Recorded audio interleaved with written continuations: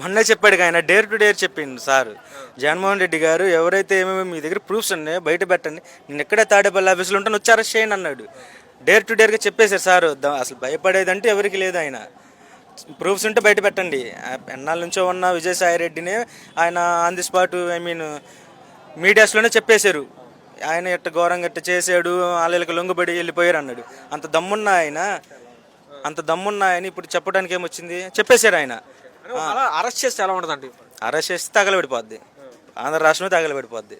జగన్మోహన్ రెడ్డి గారి మీద చెయ్యి వేస్తే తగలబడిపోద్ది. వాళ్ళు ఇప్పుడు అరెస్ట్ చేసినా, మమ్మల్ని తీసుకెళ్ళి కేసులు పెట్టినా, మమ్మల్ని చేసి ఏది చేసినా సరే తగలబడిపోద్ది. ఫస్ట్ ఆఫ్ ఆల్ అంటే మీరు చూస్తున్నారు కానీ మీలా మాట్లాడే సోషల్ మీడియా యాక్టివిస్ట్ మీద కానీ, సోషల్ మీడియా పోస్టులు పెట్టేవారి మీద కానీ, అలాగే ఇప్పుడు మాజీ మంత్రులు కానీ, ఎమ్మెల్యేల మీద కానీ దాడులు కానీ, అలా అరెస్టులు కానీ ఈ పరిపాలన ఎలా చూస్తారు?